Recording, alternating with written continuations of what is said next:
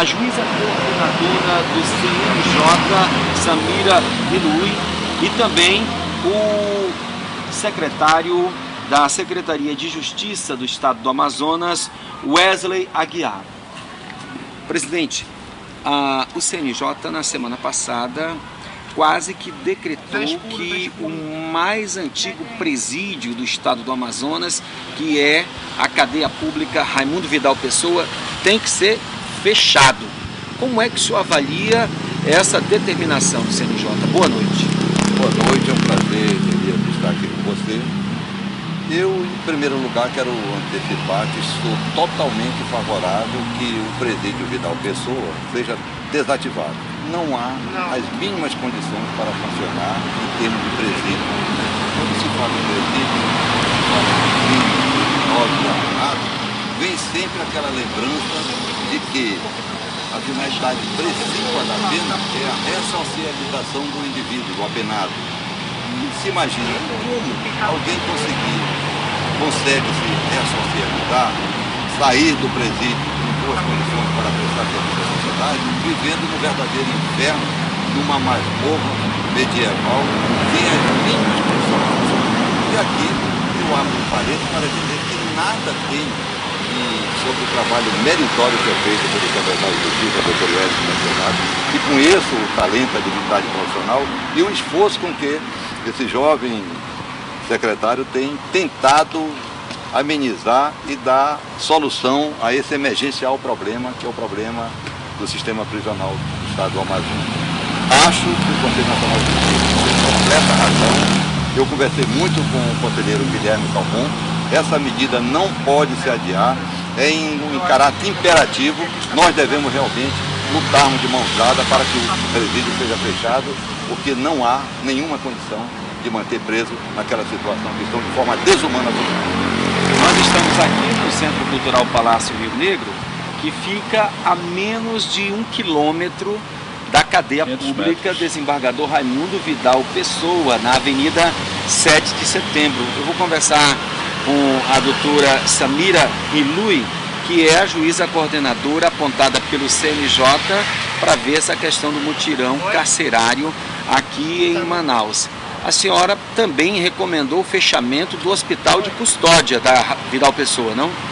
Exatamente. Estivemos lá semana passada realizando essa inspeção. Inicialmente foi na própria cadeia pública Vidal Pessoa e no dia seguinte fomos ao hospital de custódia e lá de fato fomos tratar de uma situação bem deprimente, assim, seres humanos, pessoas portadoras de transtornos mentais, que apesar de toda a deficiência na estrutura física, mas ali aquelas pessoas têm que ser tratadas de modo especial, inclusive para que elas possam, o Estado tem que garantir o retorno dela de uma forma mais satisfatória para o seu convívio com a sua família e também com a própria sociedade, e ali infelizmente não tem a menor estrutura também, e aqui precisa também, e estamos vendo também, acompanhando nesse momento durante uma semana que o mutirão foi instalado aqui no estado do Amazonas, todo o trabalho que tem sido desenvolvido, o Poder Executivo, mas muito mais precisa ser feito, ainda não está na situação ideal, não basta só garantir estrutura física, mas tem que também ter feito mais engajamento na questão do trabalho com o ser humano, inclusive com aqueles portadores de alguma normalidade psíquica.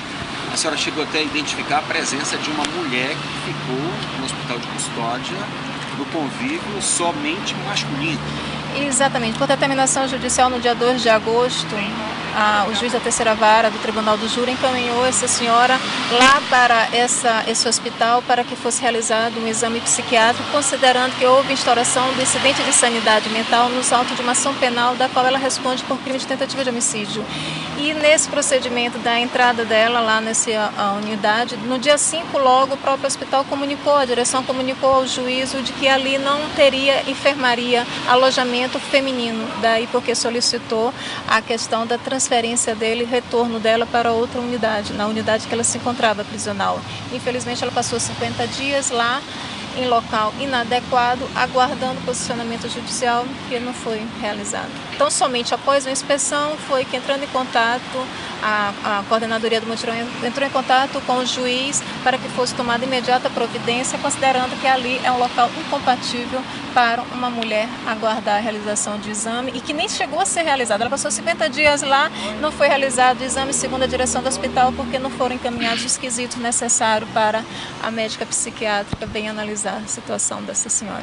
Secretário Wesley Aguiar, boa noite. Qual é o quadro geral do regime carcerário hoje em Manaus? Boa noite, Elias. Boa noite à doutora Samira, ao desembargador Ari Moutinho e aos telespectadores do Amazonsat. O quadro hoje é de superlotação.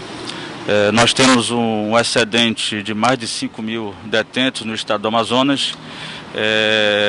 Todos sabiam, acho que há anos, que o sistema penitenciário do estado do Amazonas um dia poderia entrar em colapso, né?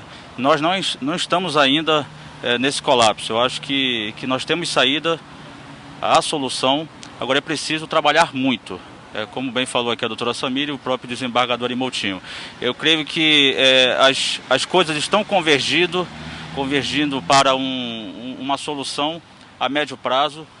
Solução imediata é muito difícil. O problema do complexo da Vidal Pessoa, aquela unidade prisional, ela já funciona para esse fim há quase 100 anos. Então nós não conseguimos resolver assim de uma hora para outra, em meses, um problema que se arrasta há muito tempo. Todavia, o governo do estado do Amazonas está fazendo investimentos e o governador Maziz espera que ainda na gestão dele, no segundo semestre do ano que vem, nós consigamos desativar o complexo da Raimundo Vidal Pessoa. Em janeiro do próximo ano, entregaremos a penitenciária, a cadeia pública feminina, na BR-174, e no segundo semestre do ano que vem entregaremos o Centro de Detenção Provisória 2. Então, essas medidas, somadas à parceria com o Poder Judiciário, nós cremos que vamos conseguir desativar aquele complexo.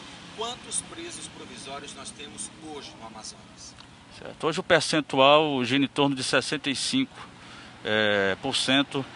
de presos provisórios. Então, no universo aí de 8.000, com dados extraídos na data de hoje, 8.870 presos. Então nós temos aí cerca de 5.500 detentos, capital e interior no regime provisório. Muitos desses presos já deveriam estar soltos.